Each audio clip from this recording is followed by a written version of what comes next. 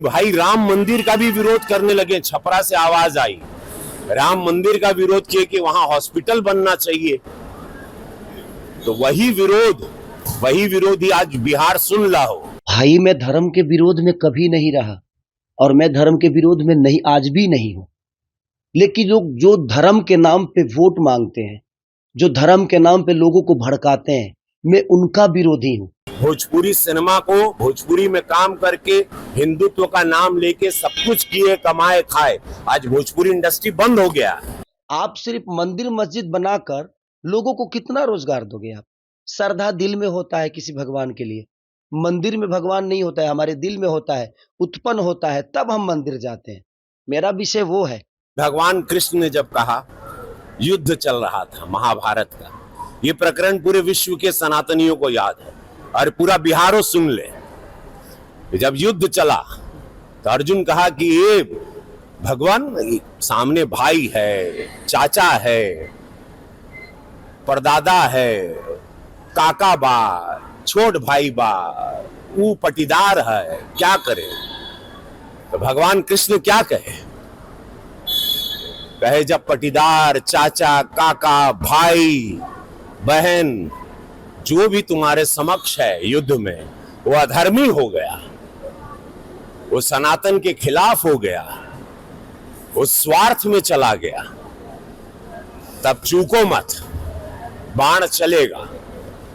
जैसे ही विरोधियों की आवाज जो हुई आज निकल गई कि भाई राम मंदिर का भी विरोध करने लगे। छपरा से आवाज आई, राम मंदिर का विरोध किए कि वहां हॉस्पिटल बनना चाहिए। तो वही विरोधी आज बिहार सुन ला हो। समस्त बिहार से कहते कि मां सीता के मंदिर का भी विरोध हो रहा है। यही विरोध, यही पार्टी, यही विरोधी चेहरे यूपी में भी किए, लेकिन मोदी जी, योगी जी कड़क वहां खड़े रहे। पूरा सनातन धर्म खड़ा रहा। माननीय सुप्रीम कोर्ट ने सब कुछ पक्ष को देखा और वहां भव्य मंदिर 500 साल बाद बना। अब मां जानकी का मंदिर भव्य बनने जा रहा है। ये विरोधी यहां भी मुंह उठा रहे हैं, जितने एनडीए के विरोधी हैं। तो मैं आप लोगों को सचेत कर देना चाहता हूं, इन लोगों की जमानत जब्त कर देना। जहां सनातन के विरोध में कोनो बात भई, जहां हिंदू विरोधी, हमारी आस्था हमारी मां है, मां जानकी मां है। आप मां राम मंदिर के लिए आप कह रहे हैं, वो आवाज अब मंदिर बन गई बा तो कहताड़न कि वहां हॉस्पिटल बनता तो वहां लोग इलाज कराते हर समुदाय के लिए। ये बात कर रहे हैं और मतलब उससे पता चलता है ये लोग क्या थे पहले। भोजपुरी सिनेमा को भोजपुरी में काम करके हिंदुत्व का नाम लेके सब कुछ किए, कमाए, खाए। आज भोजपुरी इंडस्ट्री बंद हो गया। भोजपुरी इंडस्ट्री जो हम राष्ट्रीय पुरस्कार दिलवा के चले थे, इन लोगों को मशाल दिए थे और हम थोड़ा सदन में गए। हम सदन में क्या चले गए, इन लोगों ने भोजपुरी को भेज दिया। इन लोगों से पूछना चाहिए भोजपुरी इंडस्ट्री क्यों बंद हो गई, क्यों काम बंद हो गया? कि जहां मेरी फिल्में उसी छपरा या पूरे बिहार में सिल्वर जुबली होती थी, वहां आज एक दर्शक नहीं है। उसका कारण कौन है? किसने भोजपुरी को बदनाम किया? किसने भोजपुरी की ये हालत की? किसने जो किया? तो आज वो लोग जवाब दें कि वो इंडस्ट्री पे ताला लगा के आप कोई और कुछ उम्मीदें देंगे। ये छूट पर, जहां पर एक जंगल राज था, उस दल के साथ जहां सनातनी विरोधी आवाजें निकलने लगी, राम मंदिर के खिलाफ आप लोग आवाज निकाल रहे हैं। मां जानकी के मंदिर जो बनने जा रहा है उसके विरोध में आप लोगों की आवाजें निकल रही। इससे ये पता चलता है आपकी विचारधारा क्या है। भाई मैं धर्म के विरोध में कभी नहीं रहा और मैं धर्म के विरोध में नहीं, आज भी नहीं हूं। लेकिन लोग जो धर्म के नाम पे वोट मांगते हैं, जो धर्म के नाम पे लोगों को भड़काते हैं, मैं उनका विरोधी हूं। अब उनको लगता है कि मैं उनकी सोच का विरोधी हूं तो मैं धर्म का विरोधी हो गया। मैंने राम के बारे में थोड़ी कुछ कहा। मैंने बोला कि भाई मंदिर जरूरी है, बट कॉलेज भी तो जरूरी है, शिक्षा भी तो जरूरी है, अस्पताल भी तो जरूरी है, लोगों के रोजी रोजगार भी तो जरूरी है।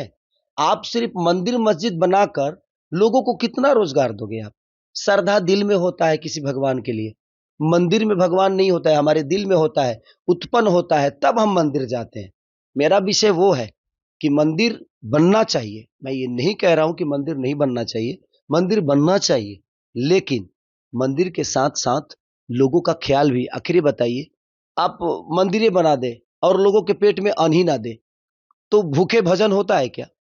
और रवि भैया के बात के लिए तो आप बिल्कुल कुछ मत कहिए। वो तो जीने के लिए कुछ बनाते नहीं है, वो तो मरने के लिए बनाते हैं। आपने उनका बयान सुना हो गया, माननीय आदित्यनाथ योगी जी के सामने बोल रहे हैं कि तुम लोग अगर यहाँ पे जलोगे गोरखपुर में तो सीधे स्वर्ग में जाओगे। तो वो जीते जी आपको कुछ नहीं देंगे। मरने के बाद का प्रोसीजर उनका जो है वो बहुत प्यारा होता है कि आपके चैन से जलने के लिए वो व्यवस्था करेंगे, आपके जीने के लिए वो कोई व्यवस्था आपको नहीं देंगे। वो कुछ भी बोल सकते हैं, वो महादेव है भाई और हम लोगों के बड़े भाई है और उनका विचारधारा अलग है। तो आपने सुना होगा ना, और उस पे आदित्यनाथ योगी जी हंस रहे हैं क्योंकि उनको भी लग रहा है कि ये जोकराई चल रहा है। कौन आदमी बताइए मरने के बाद ये सोचता है कि मैं जलूंगा तो गोरखपुर में जलूंगा तो स्वर्ग बन जाऊंगा? ऐसा तो नहीं कि वो स्वर्ग का सीढ़ी है, उन्होंने जलने के लिए वो चीता बनाया है कि स्वर्ग का सीढ़ी बना दिया है? रावण तो स्वर्ग का सीढ़ी बना नहीं पाया, लेकिन हमारे रवि भैया ने स्वर्ग की सीढ़ी गोरखपुर में बना दी है। अब जिसको जलना है आप उस स्वर्ग के सीढ़ी पे जाकर बैठो, आप जलोगे सीधे स्वर्ग में चले जाओगे। तो छोड़िए, वो बड़े भाई है भाई, वो कुछ भी बोल सकते हैं।